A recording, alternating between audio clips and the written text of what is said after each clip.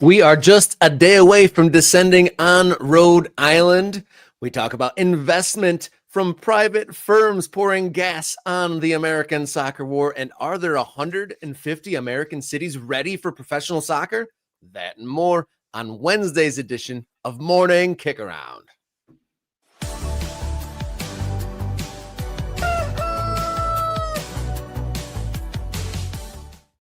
Hello and welcome to the show. You found your way to Morning Kick Around, the show that dots the map of the ever-changing American soccer landscape. How you feeling? My name's Robert Kerr, local soccer guy, and to my side, got radio soccer guy Jason Davis.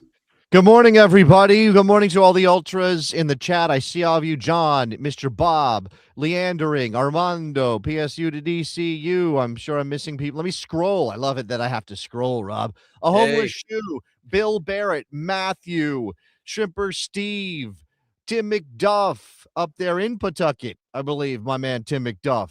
I'm missing people. Anyway, shout out to all the ultras. If I missed you, I will promise I will get to you at some point. This is the update. I saw Mr. Bob already posting about this. Jerseys are on their way. If you purchased a jersey ahead of our original March 25th deadline, your jersey should be in transit right now. Bob's already tracking his. He's already like, I know where it's at. It's on its way. I'm going to get it tomorrow or the next day. It's going to be great. Yeah, I've had a couple friends already reach out with excitement that they got that similar message that the package is on its way. You're going to be traveling with mine. I can't wait to rock that when we are in Pawtucket, Rhode Island this weekend. Don't forget, Saturday night, 6 Eastern, we are doing Match Day Live there ahead of Rhode Island FC and the Tampa Bay Rowdies. Thank you to Blackstone Valley Tourism Council flying us out there. We're going to have a whole weekend of experiences, capped off with a very exciting USL clash. Undefeated Tampa Bay Rowdies. Didn't fully understand that until Leandering spelled that out for me. Well, I mean, look, it's the USL season is underway. There's big news. I mean, look, it's a great time to go out to cover a USL game because the labor strife is no more. They figured it out, Rob. They got an agreement done. We have labor harmony in USL. We got a bright future for that league. They're planning USL Premier at some point, which might come up today.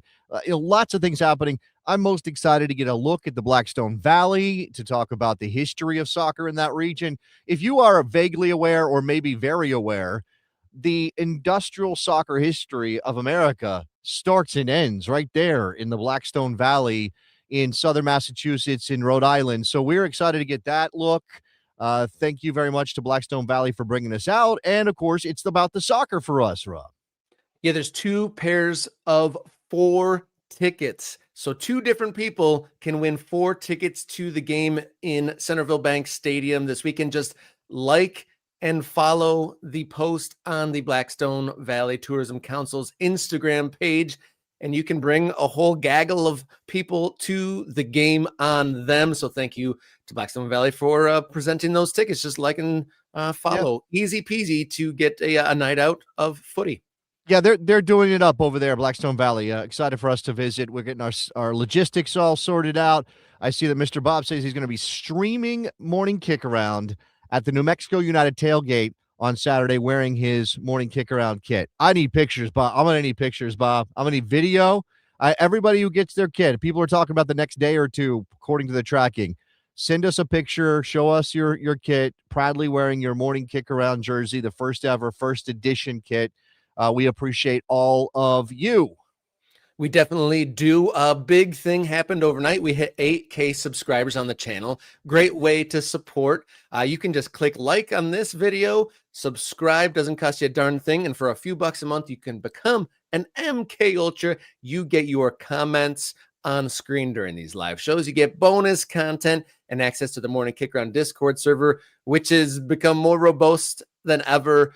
Best conversations I've seen on there have been happening in the last week or two, from kid culture to pro rel to league specific threads and much more. And we even had our first Morning Kick Around hangout on Monday night. It was small but mighty. Learned a lot from about a half a dozen folks across the country and kind of explaining what's going on there. And we all have our own local soccer bubbles, and it was great to talk to the members and hear about various soccer rings across the country.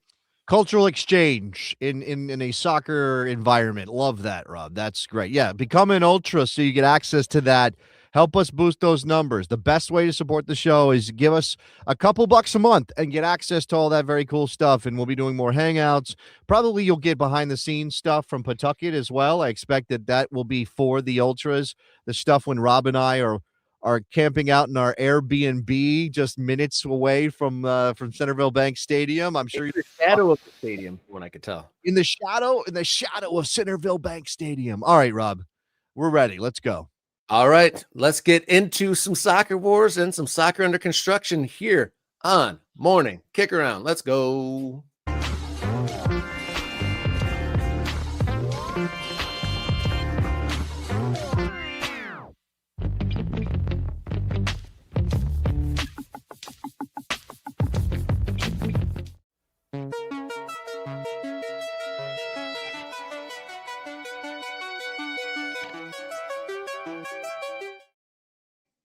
We here at Morning Kickaround love to talk stadiums, and there are stadiums and projects and deliberations and renderings from places all over the country. But we're going to zoom in a little bit on New York because there is a variety of things in a number of different places happening. Some good, maybe some not so good for the soccer lovers. So let's start. Staten Island. There's possibility for a new team and a new stadium there on Staten Island, eh? Yeah, so this is we're grabbing some news from SILive.com. I imagine that is a Staten Island news source. And if you live on Staten Island, you know that is a particular kind of place. If you are aware, it's one of the boroughs of New York, but it's got its own culture, so to speak, Rob, from what I understand, having never been there. One element of that culture is minor league sports. Staten Island has long been the home of a minor league baseball team. Up until 2020, it was the Staten Island Yankees. And then they shut down. I don't know if that was COVID related, but they shut down. So now there is a new team and a new owner of that team. The Staten Island Ferry Hawks are owned now by John Katzimatidis, excuse me. He is, you may have come across him at some point in your readings and consumption of media, if you are maybe overly tuned in to the politics of New York or America. If you don't know, he's, again, a billionaire. Grocery stores, I believe, is where he made a lot of his money. He is from Greece originally, but moved to America as a little baby, as a wee little baby. I don't know how much soccer came with him from Greece, but according to SILive.com, he is excited to be the owner of the Staten Island Ferry Hawks, and he's potentially eyeing a soccer team on Staten Island.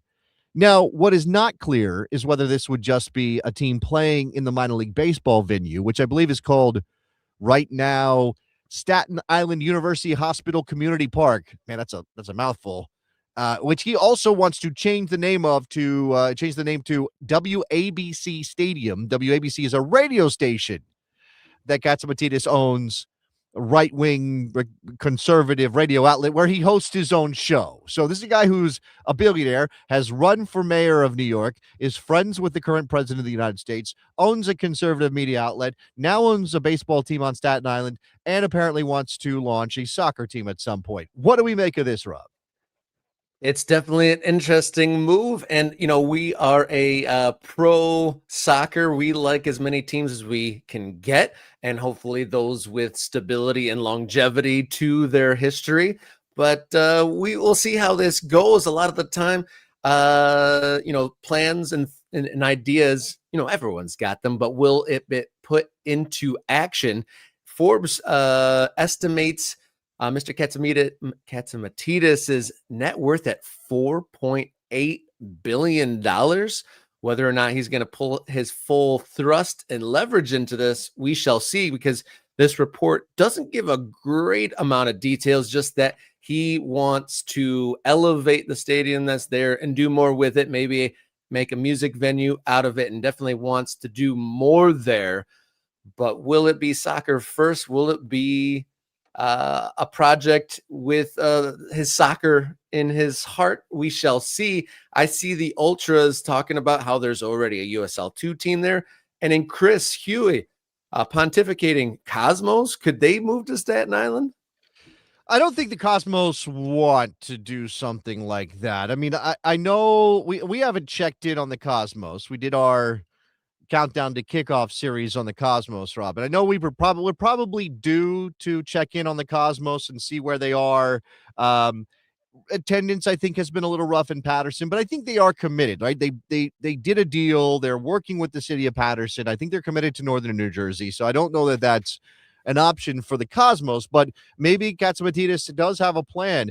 As for the USL 2 team that currently exists, this is their badge. They are Staten Island Athletic Sporting Club, and they are called the Monarchs, which would be a reference to the butterfly on the badge. I don't mind this. This is pretty good. And maybe they get leveled up. Maybe Katsimatidis buys the USL 2 team, buys the USL rights, and turns them into a professional club. Or, again, with some of the stuff that we're going to be talking about today, maybe MLS Next Pro is eyeing Staten Island. Yeah, that's definitely going to be a topic of the day. MLS Next Pro versus USL. That's definitely on the front of the American soccer world. But the badge on screen, talk about that for a second. I like it. It's different. It's interesting. I don't know if I've seen another badge that looks like that, a geometrical butterfly in the middle of it. I'll have to be informed by some locals. Is there like a wonderful meadow full of butterflies there on the island? In my mind, it's very built up. So, but I'm sure. No. Staten Island has a lot of wooded areas, and I think obviously as an island, there's a lot of access to the water and things like that. I think there are a lot of developments on Staten Island. It is populated, but it's not as dense as the other boroughs of New York. So I think that they probably do have some butterflies there. The one thing I would say is they're called Staten Island Athletic Sporting Club. We need athletic and sporting in the name of this team, ASC. Well, you don't want to be a schlubby sporting club. You want to be an athletic version of doing sports. That's true. So apparently, I don't know how long they have been in this place, because you go over their website, they talk about moving to New York. This crest, I believe, is still fairly new. If they don't even have there's an Our Crest link on their homepage on the USL's network of websites, but it doesn't actually have anything. It just says coming soon. But obviously they have a crest because it's right there. We just showed it to you. So all of this is a little unclear to me. I know Armando says that there is a team there, but we're not 100% up. But again, this is not what we're talking about. We don't know, right? We don't know. And with the push from USL, with their backing from private equity and their growth and their intention to start a top division and institute promotion relegation, will Katsimatidis be intrigued by that idea, or is he more interested in being connected to Major League Soccer and then what network of clubs that they're trying to build out, with the news last week that they've got their own private equity backer? Digging into Staten Island Athletic a little bit more, they're playing at Hamline Field at Wagner College, and I'm not sure if they just did a computer version of the field that exists, but it looks like there's renderings for a whole soccer facility connected to Wagner College there in Staten Island. So there's a couple different parties involved with soccer in that part of New York.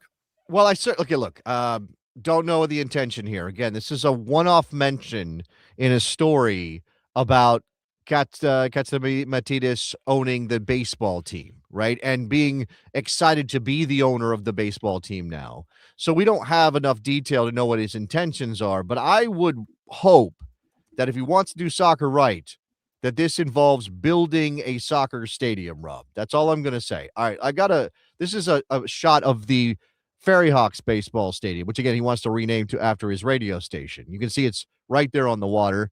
Looks like a pretty nice little minor league baseball venue. And this obviously shot is because of the perspective, not going to give us a set. But you can fit a soccer field there, but I don't think you should. I don't think you should do that, Rob. Where was that NWSL game that happened? It was probably like just pre-COVID or just coming out of COVID. That was literally just like a postage stamp in the outfield of a minor league team. It kind of looked like that, but You said the other day that there's whole accounts dedicated to views from stadiums and whatnot. I'm surprised I've never seen that one before. I mean, having the water in the outfield with the stadium skyline in the background, that's pretty impressive. By the way, the update here is because we have knowledgeable ultras who are informing us. Chris, and I think actually maybe our Ribas Las Chivas also saying this, that this is a team that moved from Springfield, Illinois to Staten Island. That's a hell of a move for an amateur club to make. But yeah. All right, we got more New York. Let's go, Rob. All right, second up on our soccer wars, or our soccer under construction in New York, to Albany we go. Is USL's plan in Albany dead? It looks like the parking lot district in Albany, New York will not include a soccer stadium in their new renovation plans.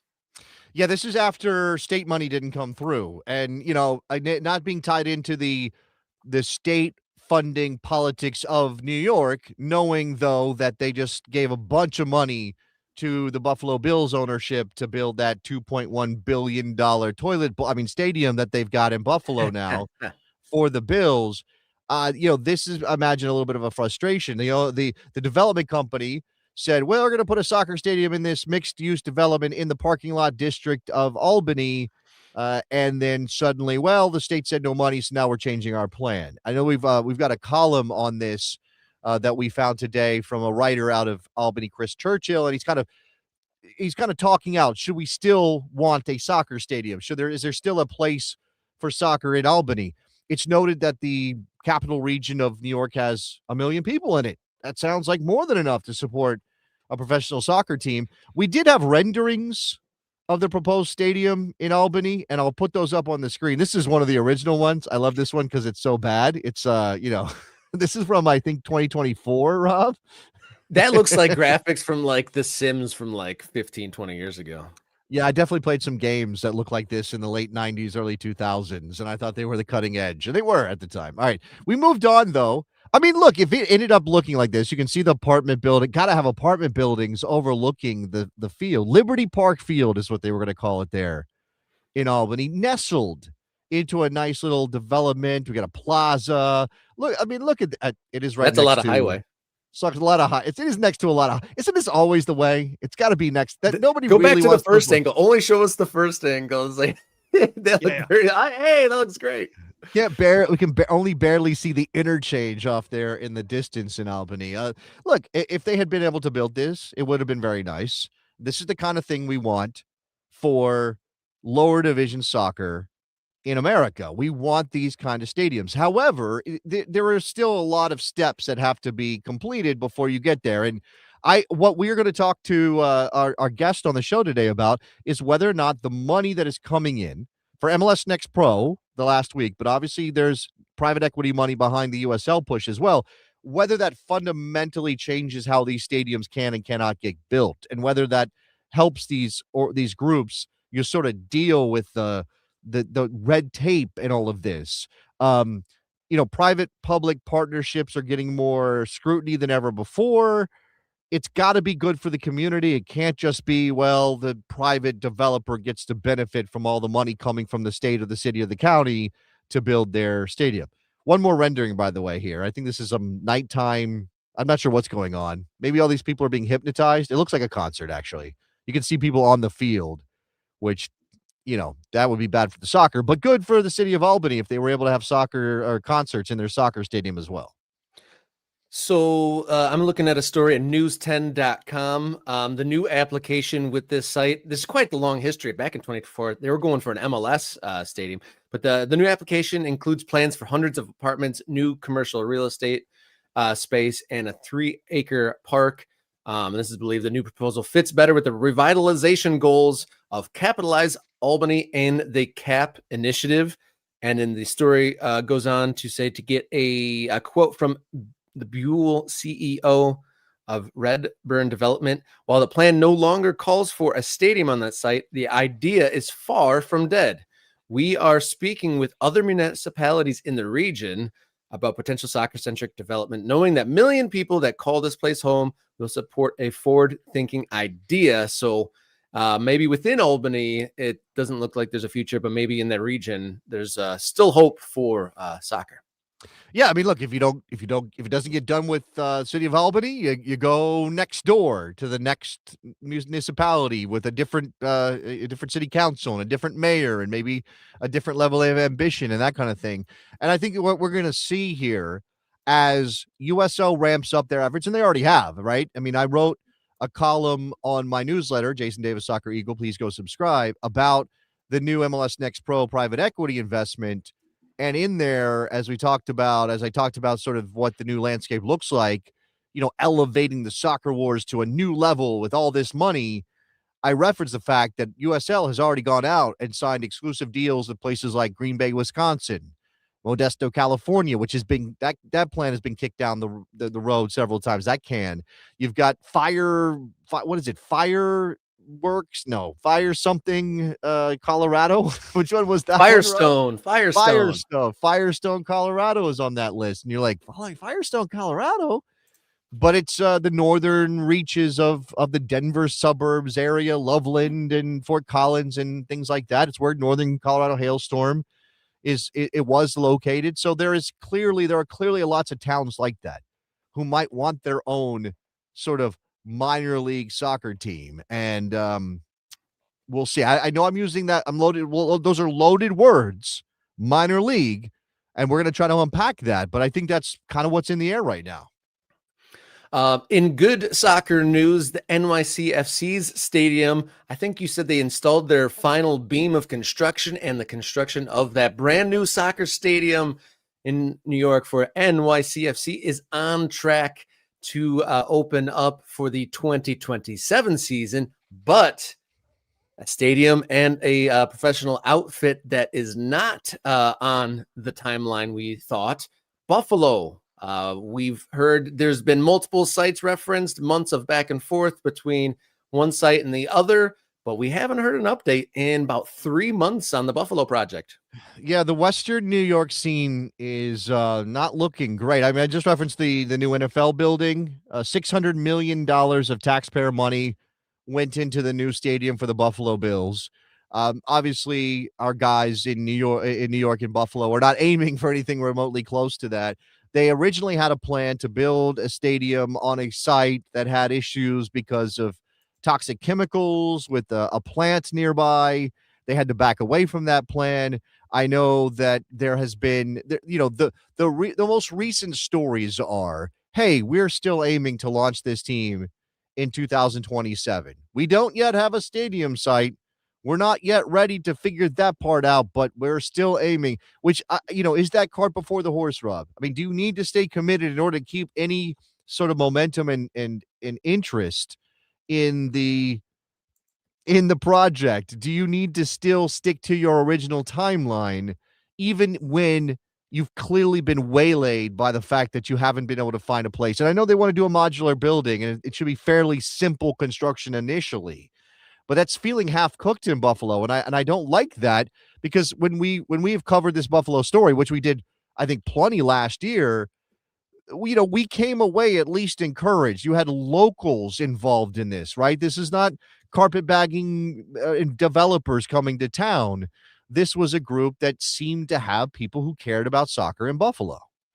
Yeah, it sure did. And it was just very odd how a neighbor of that site was like, no, really, you don't want to build here. This place is a toxic wasteland. And that just seemed like just totally out of the blue. Like the team wanted to push forward and they wanted to go for it, but the neighbors were like, seriously, don't bring people around here. It's a gnarly place. But yeah, it's not just a person from out of town, like, oh, Buffalo, there's people there. They might like soccer. Let's drop a stadium in there. It's not like that at all, to your point, that these are, by Buffalo for Buffalo sort of folks involved in that. But yeah, cart before the horse, obviously unforeseen circumstances with the whole toxic element like that. But I think we've seen quite a few times in USL in this whole expansion boom era of getting a couple of the dots linked up, but not the full circuit engaged before they put dates and timelines and dates on it. And that probably speaks to what you mean by like half baked, is like, we should have it done by 2020, whatever. but one thing gets derailed and that timeline is just completely blown apart. And unfortunately, that's happened in a few places. But for Buffalo and soccer lovers in Buffalo, there hasn't really been any news, at least nothing that's escaped the bubble there in Buffalo. If there's any local updates, let us know. But it seems to have hit a bit of a stall.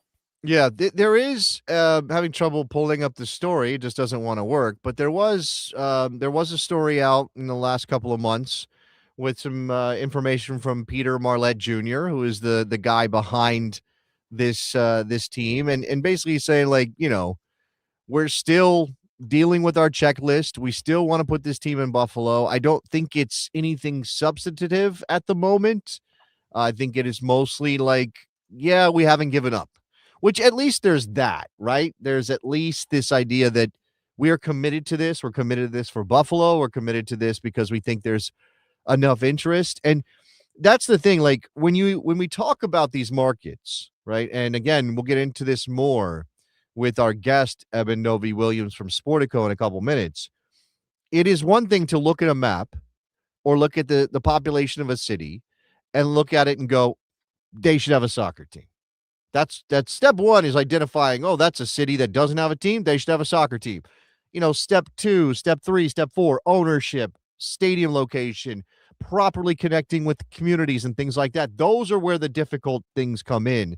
It's certainly a planning and logistical problem. And then it becomes more of, how do we connect with the team, or how do we connect the community to the team rather?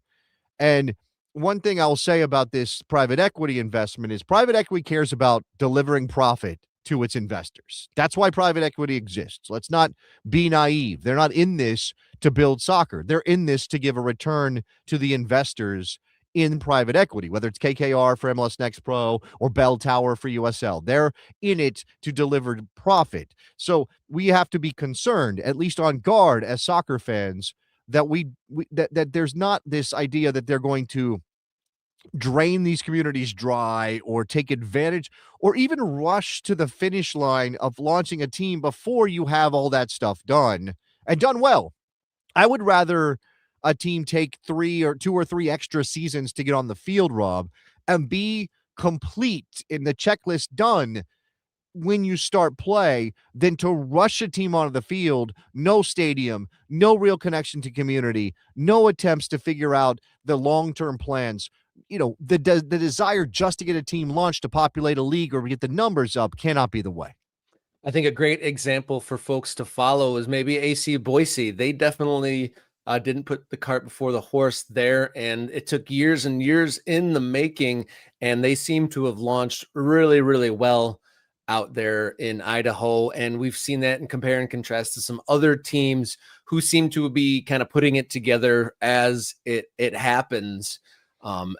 Even if it does happen, other people like putting timelines that we will kick off then, and those timelines here and go. We also seen teams, being fielded or announcing that they're going to field a team, and they're been doing it ad hoc on the seat of their pants, or it doesn't happen at all. So we'll see. Hopefully Buffalo are able to find the things that they need, regroup, and set. Probably they have to kick that can probably a few years down the line to really galvanize everything. But like I said, according to the stories, they still intend to put a team on the field in 2027, right? They committed to that originally. I can't remember if they were aiming for 2026, then the stadium thing kind of fell apart and they had to start over again, and they pushed it to 2027. But again, I understand why you want to give fans in your community a target date. You want to give them something to look forward to. You want to give them something they can circle on their calendar. And maybe you worry about a lack of interest and a loss of interest if you don't have that end date, if you don't have the finish line. But man, it doesn't feel good when you're hearing a team still doesn't know where they're going to play their games, and they're still trying to put a team on the field on the original timeline. Yeah, lots of soccer under construction to look at in the state of New York, both from a progress standpoint and a lack of progress. Before we welcome in our guest, want to remind you guys to like and follow Blackstone Valley Tourism Council on Instagram for your chance to win 2 sets of 4 tickets. So 2 families or 2 groups of buddies can go to Rhode Island FC taking on the Tampa Bay Rowdies on Saturday night in Pawtucket, Rhode Island. Thanks to those guys for sponsoring our trip. Can't wait to get out there, and hopefully we know some of the ticket winners. But yeah, like and follow Blackstone Valley Tourism Council for your chance to win 4 tickets. There's 2 sets of them out there. All right, we're going to come right back and talk to our guest as we talk about private equity in MLS Next Pro here on Morning Kickaround.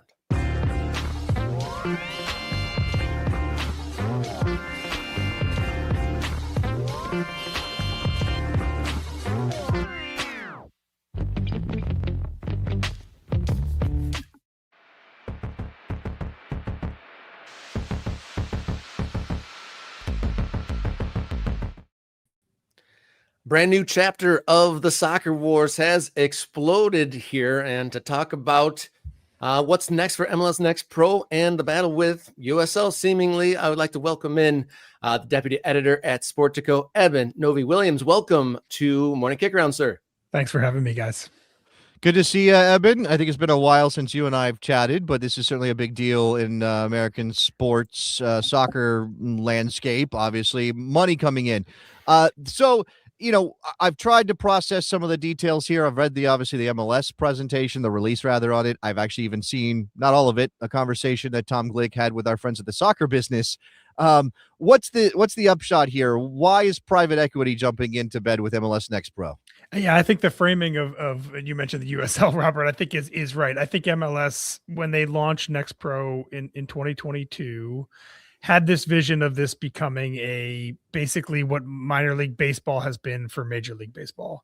And I think in the first 4 years that there are some success stories. They have produced some players that are playing in MLS and elsewhere, but I don't think the teams bought into this economically in the way that I think MLS wanted them to. And there are some exceptions there. I think what Nashville has done in Huntsville is the thing that MLS wants. And there are a number of other teams, as you guys know, that did not dedicate a ton of resources to these Next Pro teams. They weren't playing in unique places. They were really just thinking about this as a sporting side development sunk cost. And what MLS wants is something, again, that looks like minor league baseball, that has teams in a bunch of different cities that are not MLS cities. And for all of this to be building a pyramid that is inside MLS and makes it harder, makes the moat harder for groups like USL that have a similar business model to try to do that. And KKR really does believe, it seems like from talking to folks there, that there is in aggregate some commercial opportunity that is being untapped if they start selling all these things together. Yeah, this is, I think, conspiracy theorists, soccer conspiracy theorists have always thought that MLS wants to own the sport of soccer vis-a-vis like how Major League Baseball does. And so is that this is seemingly a step towards that. So all the big cities are mostly, you know, filled with MLS sides. So it's like literally the next progression of like kind of the capitalistic approach to sport is to go to the places that you're not already occupying in your first tier brand. I think that's right. I think MLS is very aware that the structure of professional soccer in the US is different than the structure of professional soccer in basically every other country in the world. And because of that different structure, it gives them the ability to what you said, basically try to control the entire pyramid of pro soccer here in the US. And yeah, I think that you're going to see a lot of these teams rebrand and move to different places. And in my mind, what this is really signifying, what MLS wants is they want outside investors to buy into Next Pro. And there are 2 or 3 or 4, there's a small handful of independent teams in Next Pro right now. You're not going to have anytime soon, I don't think, MLS teams that own multiple Next Pro teams. But if you want to build a network of 40, 50, 60 Next Pro clubs around the world or around the country, you need outside investors to come in. And this is something that Don Garber told me, and he's right. Having KKR as the partner there in those worlds for people who want to own a mid-tier soccer team in a mid-tier city in the US, having KKR as a partner is an attractive proposition. So I think part of this, in addition to bringing more money into Next Pro, is also trying to make this league more attractive for outside investors who might want to own a team in Pawtucket, Rhode Island, or in Boise, Idaho. Now, see, both those places have teams, Evan, which is the problem, and right? this is the challenge, right? Exactly. Right. Yeah. Yeah, well, so that part of it for the fans who, for those of us who are veterans of the soccer wars of USL versus NASL, and obviously MLS has had a role in that on some level. I mean, it wasn't that long ago that MLS moved into San Diego and a team died, and we had people, who care about lower division soccer screaming about that. St. Louis, I had people saying, where's U.S. soccer in preventing a team from coming to St. Louis under the MLS banner when there's already a team there? And obviously that's not how any of this works, right? This is ultimately a free-for-all. And I think the ideal dream, Don Garber would never say this, the ideal dream is for USL teams to want to get into Next Pro instead, right? That's the dream. And you guys would know way better than me that there's a lot of bad blood there. That seems unlikely, at least in the near to medium term. But yes, I think that a lot of what MLS has done over the past 10 years at lower levels is, again, trying to create this pyramid that is entirely under its own name, under its own branding, under its own control, and trying to make the barrier to entry just harder and harder for anyone out there who has a professional team in a different league, trying to make that moat even wider. Yeah, adding competition for those medium or tertiary size cities already makes a difficult job harder for USL and others that are trying to break into that space. What's your read on it? Does this seem like a long-term plan that's finally like, this is like the big chess piece, or is this like adjusting to the times that we're in? Yeah, I think it's a long-term plan. I mean, you guys know that private equity is not a business that likes to hold entities for forever, right? I think this is long-term, maybe depending on how you define long-term. KKR does not. I don't think KKR wants to hold these teams for 20 or 30 years. What I think they want to do is kind of build the commercial structure, get proof of concept, try to get more teams into this league, and then see if there's someone else that wants to take over after them. But from the MLS perspective, yes, I think it's definitely long-term. I think they look at this as Next Pro 2.0, right? To use the parlance that Don has used about MLS 3.0. Yeah, this is 2.0. And I think they would say that they're not convinced that MLS Next Pro has had a fair shake in cities around the country where with money behind it. And this is an opportunity to do that.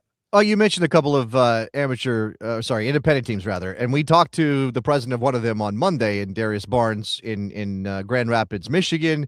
That effort is backed by the DeVos family. They obviously have significant resources, and there's always a discussion among our listeners and our fan base here, I mean, American soccer fans that are maybe not MLS first kind of soccer fans. Why would you choose MLS Next Pro and its sort of minor league vibe over the independence of USL? But is that even is that even the right way to look at this? Obviously, MLS Next Pro also pitches itself as a lower cost alternative for some of these investment groups. So what was his read? Was his read that, I mean, his team, I know, is not part of the KKR commercial engine here, but was his read that this was good for him, for his business?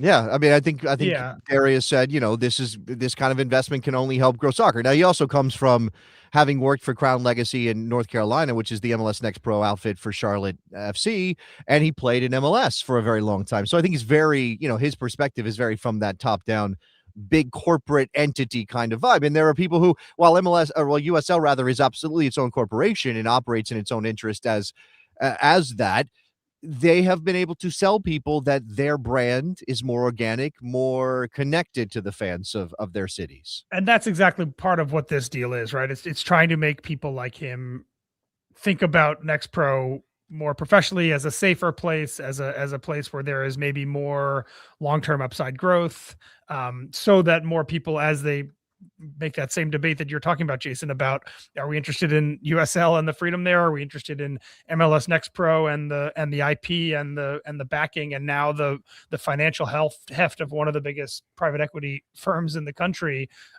trying to think about that calculus and tilt the scales even incrementally further towards MLS Next Pro. And KKR itself, and they created this thing called the Hometown Holdings. I want to ask how vast is this pool of money? Because on that same podcast we referenced earlier, Tom Glick, one of the leaders of this, is talking about potentially moving into 150 markets. And that's an incredible scale. So like, is this just one piece of a lot of money, or is this KKR outfit just like have a bazillion dollars and they can fund stadiums in these many places? they have a lot of money. My understanding of the deal structure here is that it's over a period. I think it's a 5-year period. I think a lot of the economics at the start are going to depend on how many MLS teams choose to kind of opt into this umbrella. And I've heard some differing numbers on that.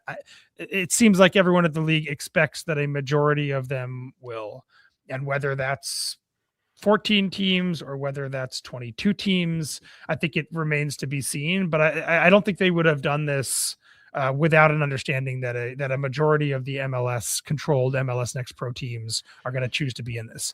And then the more that I think opt in, the more money that KKR is going to commit to this. And then, Robert, I think longer term, the more that if they see success, there's going to be more money behind it, right? So I think this is going to be a sliding scale of economic investment that starts with just these teams, these MLS teams that are opting in, and then they're going to try to get more MLS teams into, and then they're going to see if they can grow this thing to. I hadn't seen that number from Tom Glick. That's a very that's an optimistic an optimistic number, but I think it shows the way they think about the best case scenario here.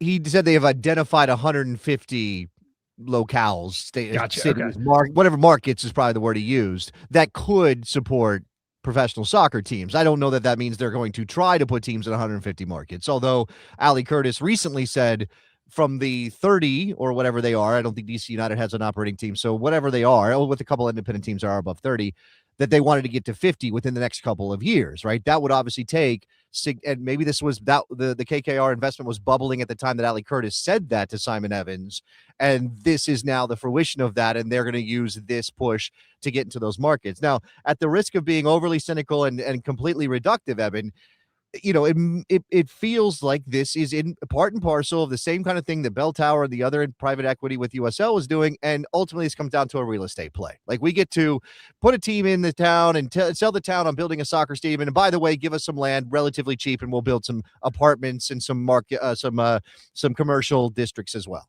Yeah, I think that's partially true. I'd love to know how many of those cities on Tom's list have professional teams of some sort already in them. It would be fun to see the overlap there. And you're right. Yeah, the real estate aspect has been part of the reason why a lot of MLS clubs have chosen not to dedicate a lot of money to their Next Pro teams. It's just easier to have them in the same training facility and playing in front of a very small amount of fans in a much bigger stadium. Those stadiums, depending on where you are and depending on what the local municipality is, probably are not massive upfront costs. If you want to build a 4,000 seat kind of fairly bare bones soccer venue in a mid-sized American city, and particularly if you can get some local money behind it, not a huge upfront cost. But I think you're right. I think the real estate is a key piece of this. We're seeing this in Vancouver right now with the MLS team, right? You can't sell or think about a sports investment in America right now without also thinking about who owns the stadium, what the lease looks like, what the economics look like, what's around the stadium in terms of mixed use development, what you can put around there, what you can control. So yes, I think real estate is a central part of this conversation, just like it has been for minor league baseball and all the changes that have undergone there. I find it interesting that we're talking about stadium booms and expansion, and all that costs a lot of money, right? And we're not exactly in the most robust and low cost to build things sort of economy right now. So I'm kind of curious how all this like infrastructure development clashes with the current economic environment. It's hard. Yeah. Stadium construction costs have gone up a massive amount in the last 5 or 6 years. That started with COVID and supply chain challenges associated with that, and now the what's going on in the Middle East right now. The rising cost of fuel has strained all these budgets, so it's definitely a factor. Another factor in here is that the way municipalities approach the idea of public money for stadiums is also changing, and at the top tier, that has not stopped Tennessee from giving the Tennessee Titans hundreds of millions of dollars. It did not stop public money, almost $1 billion for the Buffalo NFL Stadium. At the top level, we haven't yet seen drastic changes, I don't think quite yet. But yes, I think increasingly the way that a lot of politicians and local voters feel about the idea of subsidized sports stadiums is changing. And I could definitely see an argument where that becomes a change that is harder felt at smaller sized cities and smaller venues than what you're seeing with teams that have the economic heft that the NFL teams have. All right, so private equity money into MLS Next Pro. We obviously know that's a factor in the USL push as well. And something we talked about on Friday on our show, in addition to the MLS Next Pro news, Eben, was that kind of surreptitiously, or at least without telling anybody they had done it, U.S. Soccer adjusted their professional league standard requirements to reduce the primary controlling stake needed to run a professional team from 35% to 15%. That, I don't know if you were aware of that. I wasn't aware of that, but that's interesting. Yeah. It was the same level, 35% for all three of the divisions I think they sanctioned. But obviously we're applying this really to the second division, I guess. I mean, there are some, obviously this is the way American soccer works. Divisions are kind of meaningless up to a point. But that 35% required a certain net worth and those kind of things. Dropping it to 15%, and I know I'm throwing this at you here on the fly, but do you think that has anything to do with private equity's investment in lower division soccer? If U.S. Soccer is now saying you don't have to have an owner with a 35% stake, you can spread it around a little bit more. It certainly may. We've seen this kind of dynamic happen in the biggest leagues in the world. The NFL, the NBA are constantly thinking about their ownership rules, and one of them being how much does the control owner need to have down as a way of making it more enticing and easier to purchase these teams. If anyone is looking to sell new soccer franchises, which it seems like MLS Next Pro is, yes, it seems like a change like that would make it a little bit easier. What that does is it opens the door for bigger consortiums of people.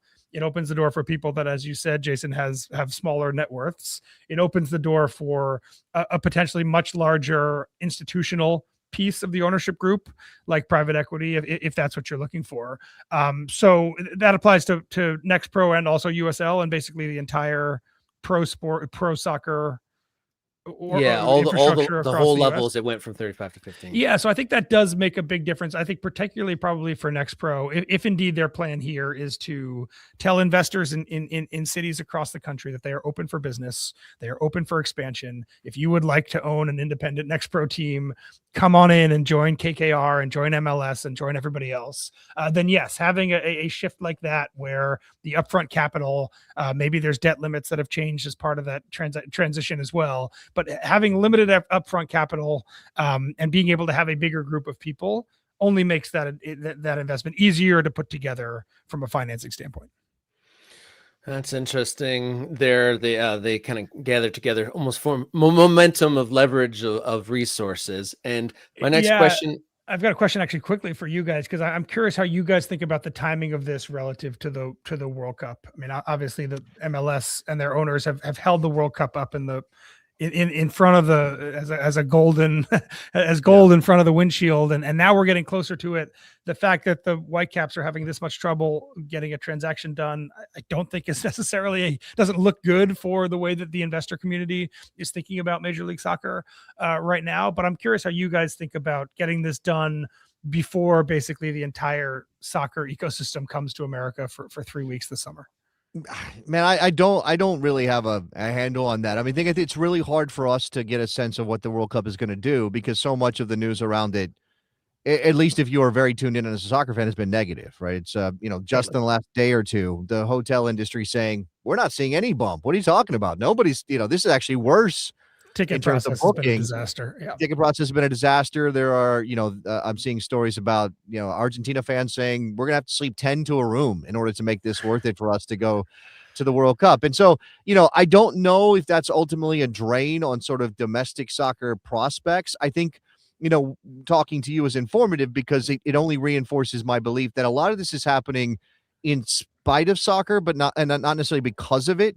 I mean, when I wrote about the private equity coming into MLS Next Pro, I pointed out that we are at a moment, sort of regardless of the World Cup, where soccer is just a thing Americans do now. Like I don't mean to say that it's like exploded and it's gonna. I don't know that part, but it has been sort of rolled into the general sports sort of package that Americans involve themselves in. We just sort of accept that it's part of it, even if you don't like it. It's there and it doesn't offend you. So now this is an opportunity. There aren't any other opportunities, right? There really aren't any other. I mean, minor league baseball has sort of either been maxed out or already taken over by private equity in that regard. So where is the growth? Unless you're going to go with one of the strange new concept sports, Eben, like slam ball or something, like what are you investing in from and sports have this unique element. You certainly know this, where it's not just a business consumer relationship. There are emotions involved and heartstrings can be pulled. And FIFA is doing this now. They're leveraging, as all these fans from Argentina and everywhere else are saying, they're leveraging the passion to extract as much money and capital as possible. And that's what private equity is seeing in my mind. Yeah, I have this kind of my concern for MLS is that the World Cup happens and the U.S. team gets out of the group stage and then gets eliminated at some point in kind of the mid knockout rounds. And there's a little bit of a bump there. And then the World Cup's over. And then everything that a lot of MLS owners and executives have been talking about the World Cup suddenly it's in the rearview mirror all of a sudden. And then it's a more sobering look at, okay, what are we now? Right. The World Cup is over. We can't point to that in the future. There is obviously there is support for soccer. Soccer is a very popular sport here in the US, but what is the future? What does the next 5 years look like? It was telling to me that the Whitecaps went on the market before the World Cup. Because I think that the general thinking would have been, if you expect the World Cup to be this kind of panacea and second rebirth of professional soccer or soccer in America, that when better to sell a team than right after that. And the Earthquakes have been looking for a buyer for a while as well. There's opportunity for investors who want to get into MLS right now. And it just doesn't seem like at the prices that owners are currently talking, it doesn't seem like there's a lot of interest there. So one of the things we're going to be focusing on a lot, I think, is the minute the World Cup is over, a more honest assessment of what MLS is and what professional soccer is in America is going to be able to take place in a way that it's hard right now with this just kind of huge event kind of looming in the next few months. Yeah, that's a good point. With we hear the reports of the team valuations in MLS being huge and whatnot, and I wonder how much of that is like because World Cup. Yeah, it's definitely baked in. So I think in our latest numbers, I believe we had 3 teams worth over $1 billion. So yeah, if you look at the growth lines, it's been trajectory just like that. It's been steadily upward, fairly consistently for the last few years. At the bottom of those tables, so with teams like the Whitecaps and like Montreal, we've started to see year-over-year drops in our numbers, which I don't think we have ever seen in any other sports league in the U.S. I think basically every league goes up in some capacity every year, every team. And for the first time, really, the last few years, I think we've seen some MLS teams whose valuations go down. And I'd be really fascinated. I don't do those numbers. My colleague Kurt does, but I'm going to be fascinated to see what those look like next year. Right. Again, when the World Cup is over and all of that is already baked into pricing.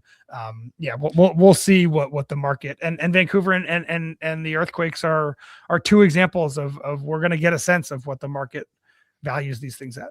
Yeah, I mean, I think, lots of fans who are not inclined to like MLS say the whole thing smacks of a pyramid scheme. We've heard that before, right? You're bringing in new owners at higher levels to pay back older owners, longer standing owners for their investment. And look, obviously that there's something to that because of the way MLS operates as a single entity league. But I guess the sense was always, again, this is more about scarcity than anything else. Right? There are only so many sort of major professional sports franchises that you can get your hands on if you have the wherewithal to go buy one. Major League Soccer has some.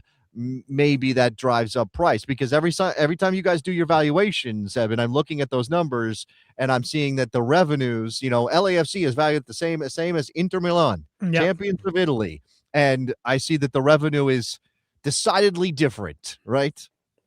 Yeah, I don't know the exact number in front of me, but basically every MLS team is among the 50 most valuable soccer teams in the world, right? And I think for most soccer fans globally would be shocked by that, right? And there's a lot of things at play here, including primarily the lack of promotion and relegation, which eliminates a lot of downside concern for MLS teams. There's also a salary cap, right? There's cost certainty, which is something that rich people love to have when they buy teams. It's the thing that is just shocking about what's happening at Chelsea right now and some other teams is you see the amount of money they're spending and the year over year losses that they're accruing, and MLS teams, a number of them lose money, obviously, but the money they lose is capped in a very real way because of the structure of the league.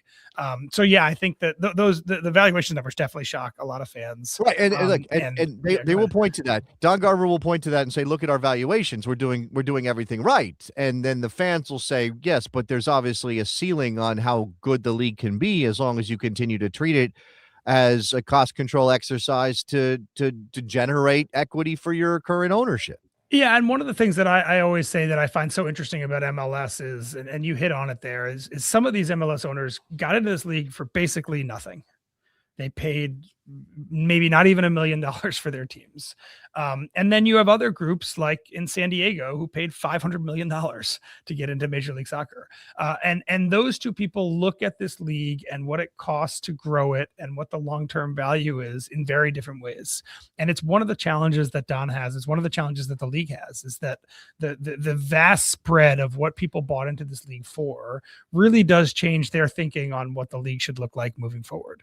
And if you contrast that with NWSL, where basically every single owner is a new owner in the past 4 years, you have a different group of owners there who have all spent a lot of money and have a different expectation of what this league needs to do to get to a point where it's kicking off money. And I think and I don't see that changing necessarily right now in MLS, because I don't see some of those longer tenured owners selling anytime soon, but it does create a very interesting difference where some owners spend a lot of money and need to try to figure out a way to get that money back. And a lot of other owners spent so little money and their teams are worth so much money now that even year over year losses are not the end of the world. Wow, you've given us a lot to think about here in this conversation, Eben. Really thank you for kind of sharing your knowledge and the great conversation here. Tell the audience where they can find your work if they're not already following. Yeah, for sure. So I'm deputy editor of Sportico. So Sportico.com, we publish annual MLS valuations and NWSL valuations, et cetera. We break a lot of news on team sales. I'm spending a lot of time right now calling about Vancouver and other cities around the country, trying to figure out what's real and what isn't about long-term future of that team. And then I'm on Twitter at Novy, NOVY_Williams, where I'm tweeting out my stuff and also giving some musings as well. I'm sorry. I know we got to let Eben go. We're up against it with our timing as well. But since it came up and you mentioned Vancouver, and the word was out last week that there was a bidder from Vegas for the club. I believe it is, I think, Grant Gustafson. Yeah. Gustafson. I can't find much. I mean, I'm not a journalist the way you are, Eben. I can't seem to find much on Grant. I know he's got some family money. Do you know anything about Grant? Yeah, I had the same reaction you did, Jason, when I heard his name last week. I went to Google immediately, and there's very little about Grant Gustafson himself. His family, as you said, there's a lot of money there. His mother, Tammy Gustafson, is one of the richest women in the country. They are heirs to Public Storage, that fortune, and they have a very successful horse breeding farm in Kentucky. So there's definitely family money there.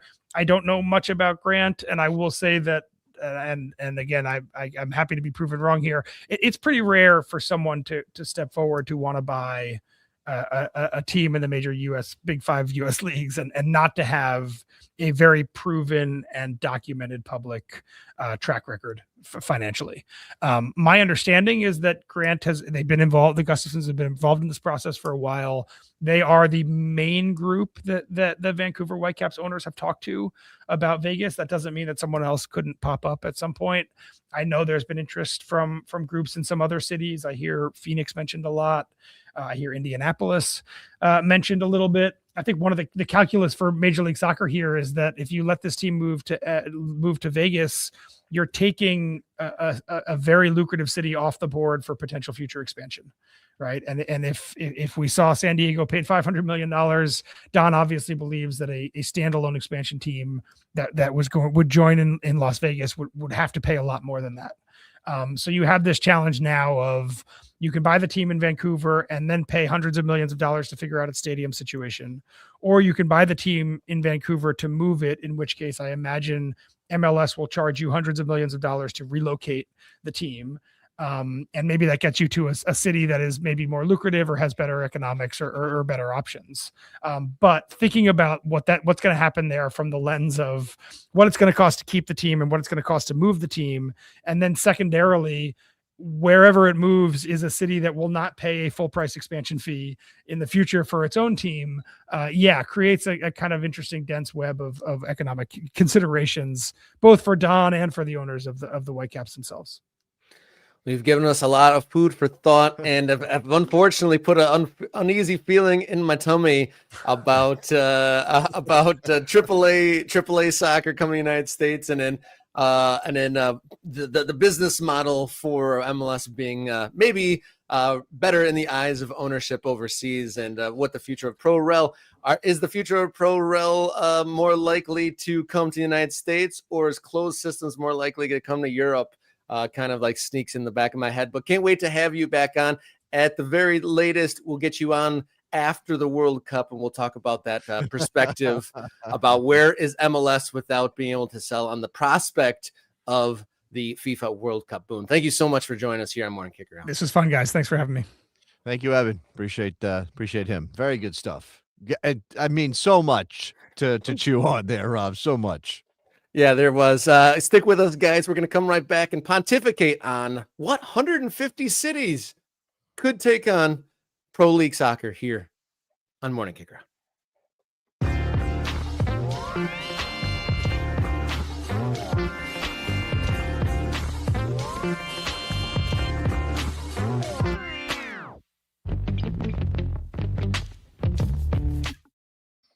Welcome back in here, Morning Kickaround.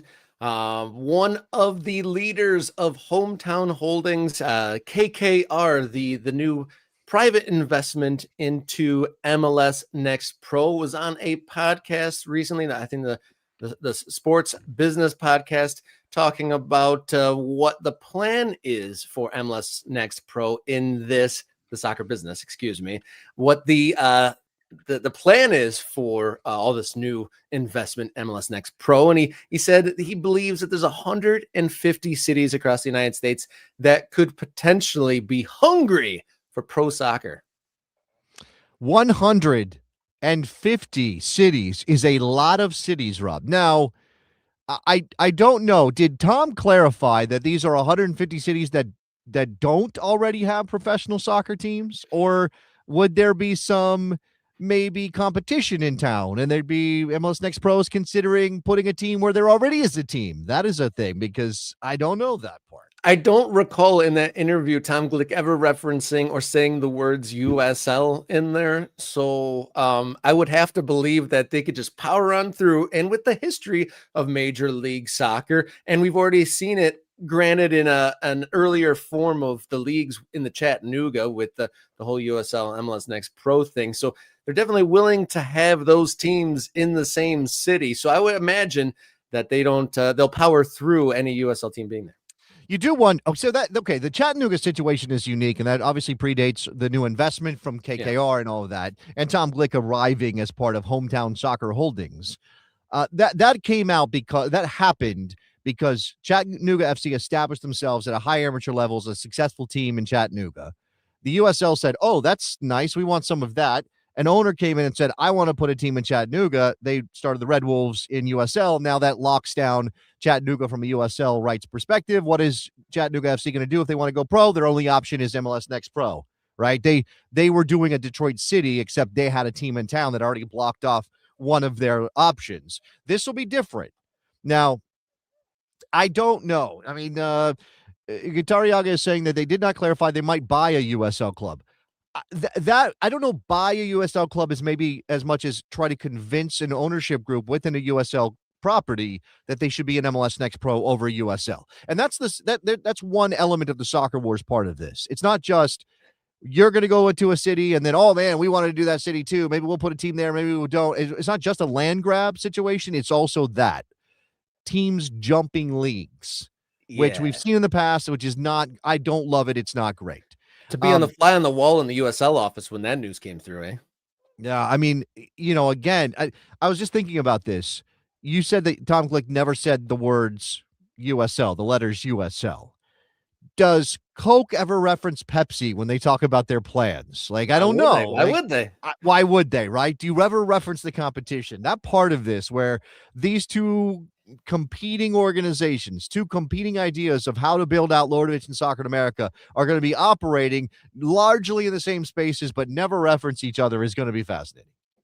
Right. And you and I, just before we get into this list of cities that could be on Tom's list, you and I, while talking through the land grab mentality that USL seemed to be involved in, right? The rush to plant their flag in a number of places. And it was Justin Papadakis, and now he's not there because he got pushed out by private equity, last we heard. While I was thinking about that and writing about this story this week on my newsletter, I thought about those places. I mentioned Firestone, Colorado, Green Bay, Wisconsin, Reno, Nevada, Modesto, California. Every single one of those places talked about an exclusive negotiation, right? That basically USL went to the city councils, the governing bodies of these towns and said, we want to put a soccer team in your town. We think we can. We may be able to start a soccer team in your town. Would you be interested? And the cities are like, well, what does it cost us? And USL said, nothing. We'll do the report. All you got to do is give us exclusive rights to launch a team and build a stadium or renovate a stadium, meaning you can't negotiate with any other league. And maybe USL saw this coming, or maybe MLS Next Pro was already in their minds for various reasons because MLS Next Pro was thinking about independent teams. But that's kind of that it all makes more sense. I mean, it made sense then, but it makes even more sense now that USL would basically go to these places and say, only us. You can only talk to us. Now, that doesn't stop MLS, as we talked about with Albany and some of these other places. That doesn't stop MLS Next Pro and Hometown Soccer Holdings from talking to the next town over. Right? If you've got a bigger area and there are 4 or 5 different municipalities, just because USL has an exclusive rights agreement or exclusive negotiating agreement with the town, one town, doesn't mean they have one with the next town over, and who knows what happens there. Yeah, and I think USL might have weakened their own position with kind of the fees and the lack of money that comes back to the clubs, and kind of there's not a lot of opportunity for money to come in, and that kind of really was put forefront in the labor negotiations, how the teams aren't making a ton of money because there isn't a lot of money coming back to them. And at the elite amateur level, teams leave leagues when they feel like they're paying into something and not getting a lot back. And USL isn't like the cheapest thing out there. MLS Next Pro is offering lower bars of admission than the USL is. So they're maybe not on as firm a footing as they could be. And that league hop from USL to MLS Next Pro could be actually attractive to those worried about those upfront costs and the fees that the leagues are charging. And then maybe MLS Next Pro sweetens the deal, or at least at the front of the deal, with maybe sort of some sort of benefit, that money coming back to them from the league where it doesn't from USL. Yeah, that owner operator agreement and the differences between the two is going to be fascinating to see how that impacts what leagues some of these places and some of these potential ownership groups pick. That is certainly a thing. All right. So Tom Glick said there are 150 places in America. We don't have Tom's list. He didn't share it with us. I don't think he shared it with the soccer business necessarily. But as you look down the list of the biggest metropolitan areas in America, which I think is a nice reference, right? That just makes sense. It's probably not just about population, but population has an impact, right? It's an important part of the idea of putting a soccer team in a place. And if you look down the list, New York, all right, LA, Chicago, Dallas, Houston, Atlanta. Now, Fort Worth is on the Dallas list. Fort Worth is getting a pro operation from USL, if I'm not mistaken, right, Rob? We're on the path to having a professional team. USL Fort Worth. I don't think we have a name. I don't think we have a badge. We just have a holding website that says, can you keep a secret? Professional soccer is coming to Fort Worth. Now, there may be some developments that I don't have access to right now that I'm not recalling, but Fort Worth is an interesting place that you wonder if MLS Next Pro might be eyeing as well. And again, like you could say Houston has a team, but maybe the Woodlands doesn't have a team, and the Woodlands could support an MLS Next Pro team, maybe attached to the Houston Dynamo, right? Instead of Dynamo 2, you have the Woodlands FC, and they play out there. I think that's maybe one of the things that is interesting about this is that, again, MLS teams are being asked, spin off your reserve team into its own club, give it its own identity, and move it down the road somewhere so we can continue to dot our particular MLS map. Going down that list, there's of population metro centers, the Washington, Arlington, Alexandria block. Obviously that's where I live, Rob. That's where I'm at right now. You want a Next Pro team down the street from you? Interesting. I suppose there's a possibility that the Northern Virginia region could support. Loudoun United is not that far. Okay, hold on. Let me reset. Loudoun United is an hour from where I live right now, out in the exurbs, which is more sort of horse and wine country and $5 million houses. There are some other areas close to that are not that are more in terms of the economics, are a different kind of place, and obviously very diverse. I don't know how well Loudoun does in attendance. I suppose the southern suburbs, if you go further south, could support a team. Fredericksburg, Virginia, that kind of thing. They have I think Fredericksburg has an NPSL team down there, maybe a USL 2 team. I can't remember. That kind of place. Yeah, sure, maybe. Yeah, sure, maybe. Okay. Well, not the biggest stamp of approval, but on the list that I'm looking at, we'll move along though. I think a place that's ripe for a new team, and I'd say for a Next Pro team, see what kind of scale they'd go to. But on number 11 on my list that I'm looking at for population areas in myarea.com, San Francisco, Oakland, Hayward area. That seems like there's definitely room for a soccer team. Okay, there is a team planned for San Francisco. I believe that is a Next Pro team, but I will have to check on that. I believe that they're planning a team for Kezar Stadium, which is the historic stadium, small stadium in San Francisco. The Golden City FC. Yes, they plan to play in MLS Next Pro. So they've already got that one dotted. They've already got a team set to play in San Francisco. Follow just under that, number 12 is the Phoenix, Mesa, Scottsdale area. That seems there's already been folks sniffing around there. Then there's Riverside, San Bernardino. Okay, so let's stop on Phoenix for a second. Obviously, Phoenix Rising exists in Phoenix. They've been trying for years to figure out their permanent stadium situation. They've moved around a little bit. That is a fairly established, just in terms of their timeline, USL Championship team. We have heard the plan to build a soccer stadium in Mesa, although that seemed like chum in the water to attract an MLS team. And, obviously Phoenix was mentioned alongside Vegas as a potential relocation place for Vancouver. And then I think women's soccer may be part of that too. So that's Mesa, which I believe is to the east of Phoenix. Then you mentioned Riverside, San Bernardino, Rancho Cucamonga's out there, a couple other places. That's where people like Mia Hamm and Carlos Bocanegra, Brian Dunseth, they're all from there. Clay Koyman, I think, maybe from there as well. Anyway, that has a team in under development. Riverside is supposed to be getting a USL Pro team, a USL Championship team, I think. I mean, the level might be up, might be wrong, but definitely there's a plan for a Riverside team. I have reached out to the guy behind that plan. We have not been able to book him on the show. I will try again. But Riverside, that is a very densely populated area to the east of Los Angeles. I imagine that MLS Next Pro is absolutely eyeing that, even if there will be a team in Riverside.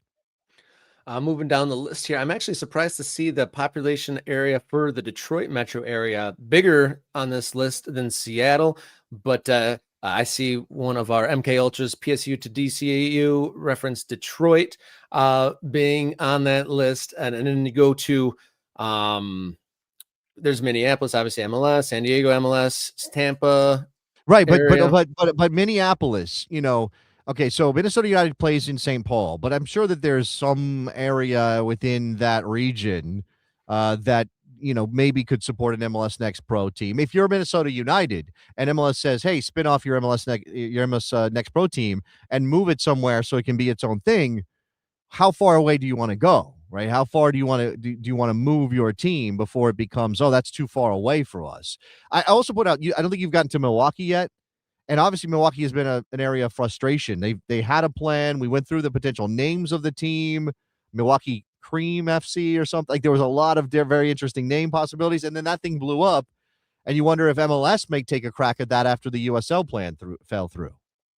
Yeah, that's much lower on the list. That's like as a population center, Milwaukee's around in the mid 40s. But one thing that a place that we've had a video talking about this city very recently was someplace that seems like MLS Next Pro might move in, Pittsburgh, Pennsylvania. Yeah, obviously we just highlighted the plans for the Riverhounds to expand their stadium. I don't know. I don't think Pittsburgh. I mean, maybe MLS Next Pro does this. And by the way, I was on Reddit today just scanning for news, and there was a thread on the USL Pro subreddit, which is where the USL fans gather, talking about this new private equity in MLS Next Pro. And there was a comment from somebody who basically said, I can't imagine that they will put teams in places where there are already teams from the other organization. I was like, brother, this is American soccer. What are you talking about? Like, that is not how this has ever worked. So you can understand why fans will be concerned about this. And this, again, we're kind of speculating mindlessly and for fun. But I don't think a team needs to be dropped on top of the Riverhounds to compete with them for fans in Pittsburgh. I mean, the Riverhounds are established, and I imagine their fans would say, we're fine, whatever. We've been here. We're champions. We're building our own, we're building our stadium up. It's going to be incredible. But you're talking about, again, not just the fan base, but the corporate dollars, the sponsorship dollars, the support from the community, just general confusion can be a drain on any soccer team.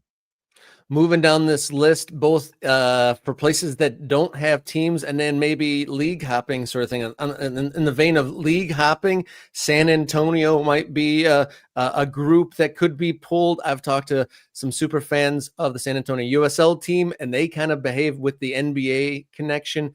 I feel like they maybe could have a little bit of traction with their ownership to maybe hop there. But a place that definitely is in the midst of a turf war for soccer, Baltimore. I know there's been conversations there. They're the 20th biggest metro area, according to this list. Furthermore, I mean, there's Las Vegas is thrown out there. Cleveland is in the mix. Obviously, there's a competing USL and MLS Next Pro. Already, this soccer war is already happening with seemingly, obviously, with the naming of Forest City, they're already making that move before the PE thing. Yeah, look, the other thing that I think is interesting, we didn't really get into this with Eben, which, I think this is worth talking about. So, 150 markets, Tom Glick says. Maybe some of those are suburbs of major metropolitan areas. Some of those are maybe freestanding cities sort of their own, smaller, as secondary, tertiary markets, as Darius Barnes said the other day. I was going to say, how would you feel like if you were in Grand Rapids and he was calling your city tertiary like over and over again? I don't know. I hopefully I would just let that go over my head. I mean, look, nobody thinks Grand Rapids is this major metropolitan behemoth, but obviously it's a good sized city with its own culture, and I think you should be confident in that. But what I was going to say is, as I'm scanning today, came across again the story of the Toledo plan. They want to build a stadium on the river there in Toledo for a soccer team. I think we identified some of the people behind that. That very much looks like it has a USL destination. Like they want to put that team in USL. But how many ownership groups? And look, they had the option of MLS Next Pro. I wonder if they kicked the tires on MLS Next Pro before they decided on USL in a place like Toledo, Ohio. But if now there is a bigger investment, if MLS is amplifying what they want MLS Next Pro to be, if they make certain promises, if there's some idea that, hey, you know what? Your travel costs will be less because we're going full bore on this and you won't have to travel as far to get a lot of games and your costs will be lower and maybe the entry point is lower in terms of expansion fees or whatever that is, maybe they could be enticed. The other part of that, though, and I mentioned this when we talked about the owner-operator investor agreement, whatever that looks like, MLS, what's the thing about MLS that everybody knows in terms of branding, Rob? What's what everybody knows about MLS? who holds the trademarks? Who holds the copyrights? The league. It's The league league. owned.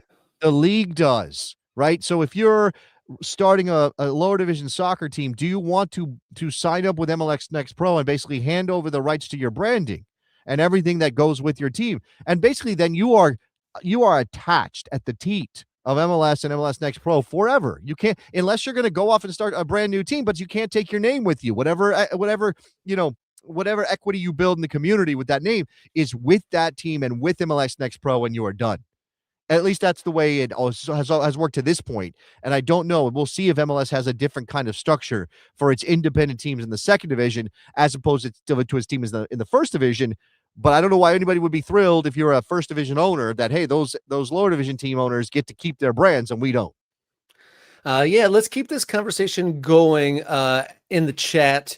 If you're watching this after the fact, I want you to provide some input here because we can't go through 150 regional areas here. We got to get out of here.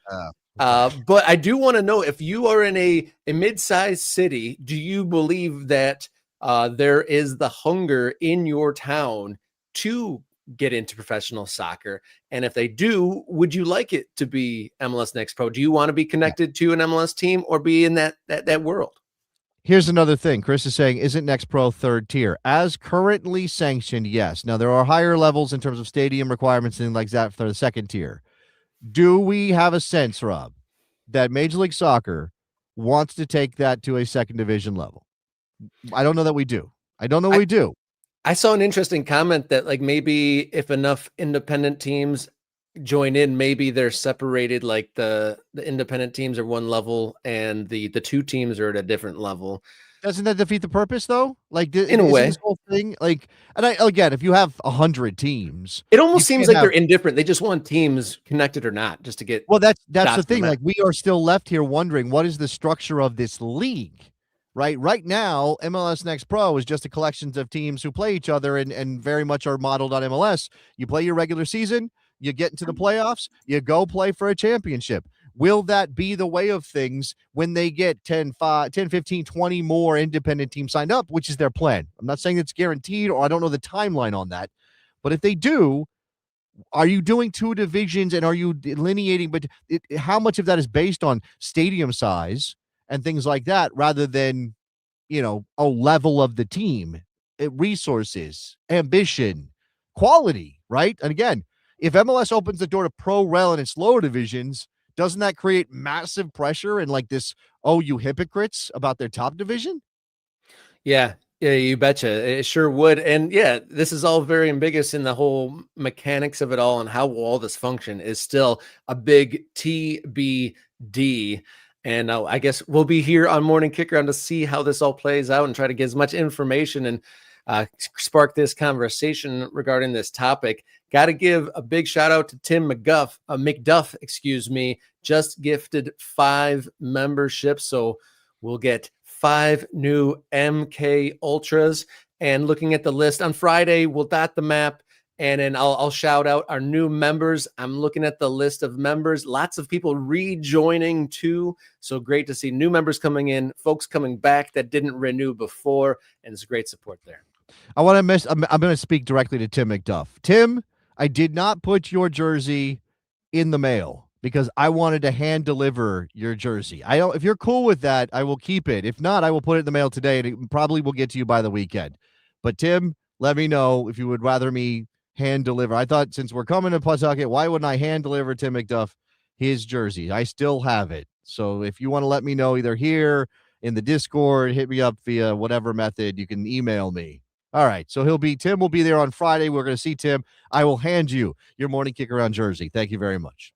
And that's a great segue into Friday's show. We will be live, sitting side by side in Pawtucket, Rhode Island. We're flying out tomorrow. We have a whole weekend of itinerary of great places to go. We're going to be doing a lot of on-location shooting, seeing historical markers, and seeing a lot of the community gems and a lot of community members. Can't wait to see. There's a get-together on Friday night that hopefully we get to meet a lot of content creators, a lot of the supporters, and just the whole soccer community, both there on a Friday night and, of course, at the game.